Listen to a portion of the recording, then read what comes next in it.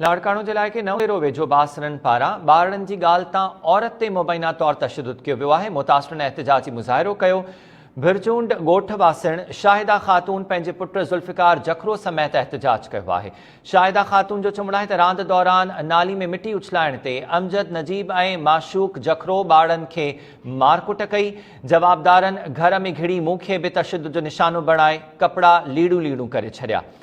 मुतालबो कियो वियो आहे त ॿ भेरा थाणे ते वियसि पर पुलिस जवाबदार गिरफ़्तार करण लाइ तयार नाहे। नोटिस वठी इंसाफ़ कयो वञे। औरत ते जवाबदारनि तशद्दुद कयो आहे। मामले जा तफ़सील मालूम कयूं था टाइम न्यूज़ रिपोर्टर नूर मोहम्मद सुमरो खां। नूर मोहम्मद, वधीक आगाह कजो। औरत पंहिंजे पुट समेत एहतिजाज कयो आहे। जवाबदारनि औरत जे मुंहं ते बि तशद्दुद कयो आहे।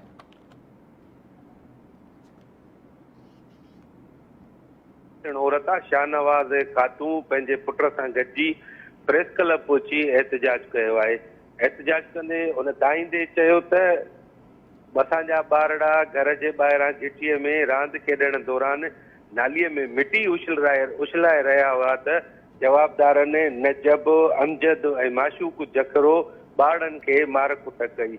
मूं ॿारनि जो आवाज़ ॿुधी ॿार ॾिठो ऐं दाऊं कयूं त जवाबदार घर अंदरि ज़बरदस्ती घिड़ी आया ऐं मूं ते पिणु तशद्दुद कयो ऐं कपिड़ा फाड़े छॾिया। तंहिं करे मां इहा दांह खणी नवंदेरो थाणे ते वियसि त मुंहिंजी दांह पुलिस नंवर न आई। मां हिकु भेरो ॿीहर बि थाणे ते वियसि त जवाबदार मुंहिंजे घर वञण जो रस्तो बंदि करे छॾियो आहे, मूंखे घर वञणु नथा ॾियनि। उन बावजूद बि पुलिस कुझु न कयो। हुन दाऊं कंदे चयो त जवाबदार ॾाढा आहिनि ऐं पुलिस खे गिरफ़्तार नथी करे। हुन पुलिस जे आला अख़्तियारनि खां मुतालबो कयो त मूं मथां ऐं ॿारनि जे मथां तशद्दुद कंदड़ जवाबदारनि खे गिरफ़्तार करे असांखे इंसाफ़ फराहम कयो वञे। महिरबानी तफ़सील ॾियण जे लाइ नूर मोहम्मद।